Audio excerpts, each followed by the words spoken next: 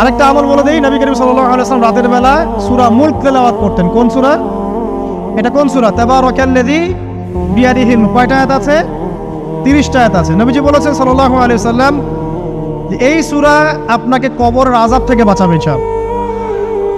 কবরের আযাব থেকে তো ভাই বাঁচা খুব সহজ নাকি? আমাদের মধ্যে এমন কেউ নাই, শোনেন, আমাদের মধ্যে এমন কেউ নাই, আলেম জালেম মুফতি মুহাদ্দিস রাজনৈতিক নেতা পলিটিশিয়ান বিরোধী দল জাতি তারপরে যে সরকার দল যে আছে না কেন, কবরের শাস্তি ফেস করবে না এমন একটা মানুষ নাই, কেউ নাই পৃথিবীতে। এই যে আপনি দেখছেন ওই যে কি ইসরায়েলের প্রধানমন্ত্রী, ওই রাশিয়ার প্রধানমন্ত্রী, ওই চায়নার সভ্যতা, পশ্চিমা সভ্যতা, এমন কেউ নাই পৃথিবীতে এখন যাকে কবরের শাস্তি ভোগ করতে হবে না। আছে? সবচেয়ে লঘু শাস্তি মানে লঘু চাপ, এটা বলতে গেলে আসলে আমি ভাষা হারাই ফেলি, তারপরে বলছি আল্লাহ পাক আমাদের সবাইকে হেফাজত করুন, আমিন। একজন সাহাবীর নাম সাদ বিন মুয়াজ। কি নাম?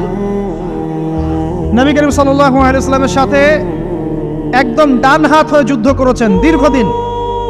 বদর তিনি বীর সেনা, উহুদের বীর সেনা, ঠিক আছে, খন্দকের যুদ্ধেও বীর বিক্রমে যুদ্ধ করেছেন। তিনি আনসার সাহাবী, একদম মদিনার নেতা সাহাবী। সব সাহাবী কিন্তু একরকম নন, কেউ ছিলেন নেতৃস্থানীয় সাহাবী, তিনি ছিলেন একজন নেতৃস্থানীয় সাহাবী, ঠিক আছে, সাদ বিন মুয়াজ। নবী করিম সাল্লাল্লাহু আলাইহি ওয়াসাল্লাম এত ভালোবাসতেন তাকে, এত ভালোবাসতেন যে তাকে নিজের মনে করতেন যে সাদ বিন মুয়াজ আনসাররা আমার নিজের। চারটাখানি কথা। এই সাহাবীর খন্দকের যুদ্ধে এই যে হাতের এই দিকে, সম্ভবত হাতের এই রগের মধ্যে একটা তীর এসে লাগে এখানে, এবং তীরটা তিনি বের করতে গিয়ে রক্তটা ছিঁড়ে যায়। এরপর ফিনকি দিয়ে রক্ত বের হওয়া শুরু হয়।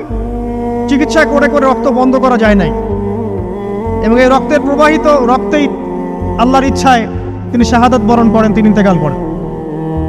নবী করিম সাল্লাল্লাহু আলাইহি ওয়াসাল্লাম প্রচন্ড ব্যথিত হন, মানে মনটা তার খুব নরম হয়ে যায় সাদ বিন মুয়াজ রাদিয়াল্লাহু আনহুর জন্য। তো এই সাহাবীর যখন জানাজার নামাজ পড়ানো হচ্ছে, নবীজি বলছেন 70,000 ফেরেশতা তার নামাজে অংশ নিয়েছে।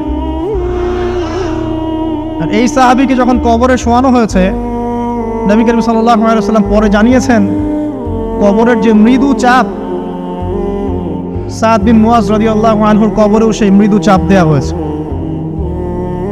আমি কি বুঝাতে পারলাম ভাই? আমাদের কোনো দাম আছে এখনকার পলিটিশিয়ানদের কোনো দাম আছে? এখনকার সমাজ নেতার কোনো দাম আছে? এখনকার সুদখোরদের কোনো দাম আছে? এই ঘুষখোর দুর্নীতিবাজদের কোনো দাম আছে? আমরা যারা কাঠমোল্লা হয়ে আছি আমাদের কোনো দাম আছে? সাদ বিন মুয়াজ রাদিয়াল্লাহু আনহু যদি কবরের শাস্তি তাকে না ছাড়ে, প্রশ্ন উত্তর পর্ব তাকে না ছাড়ে, আমরা পার পাবো? নবী করিম সাল্লাল্লাহু আলাইহি ওয়াসাল্লাম বলছেন সূরা মুলক তেলাওয়াত করো রাতের বেলা, ইনশাআল্লাহ সূরা মুলকের তেলাওয়াত কবরের আযাব থেকে তোমাকে বাঁচান। আর আমাদের তো ভাই কবরে সবাই সাথে যাবে না, গার্লফ্রেন্ড যাবে না, বাপ মা ভাই বোন সবাই যাবে না। একজন ব্যক্তি সুদ খাচ্ছে, জিজ্ঞাসা করে দেখেন কেন খায়, বলবে তার সন্তানের জন্য খায়, তার বউয়ের জন্য খায়, তার মা বাবাকে দেখতে হবে তাই খায়, তাই না? একজন ব্যক্তি ঘুষ খায়, বলবে আমার পরিবারের জন্য খাই। একজন দুর্নীতি করছে, পুকুর চুরি করছে, বলবে দুর্নীতি করছে আমার পরিবারের জন্য খাই, পরিবার ভালো থাকবে।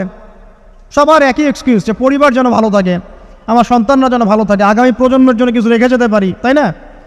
এরকম একটা মানুষও কি আপনার সাথে কবরে যাবে? আরে এই বোকা মানুষ কেন বোঝে না যে আপনার কবরে আপনাকেই যেতে হবে? তাহলে আপনি কি কারণে অন্যের কারণে নিজের পরকাল নষ্ট করছেন?